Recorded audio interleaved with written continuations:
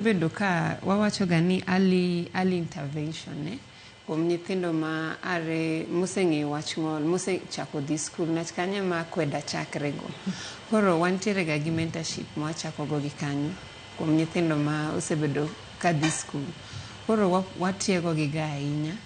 Momiyo kata seche moko iyudo kata ka ng'ato ng'ise gima kamano, wang'iso gi gani mano kadho donjo gi ku to kadho gi ku, to kiketo no donj gi ku to dong gi ku, ibro miyo jachien teko. Koro ing'eni nyathi kosenjo ni ibro miyo jachien teko, miye owacho ni ai an ng'ane no ya nyaka ma to nang'ise ni ata isijali.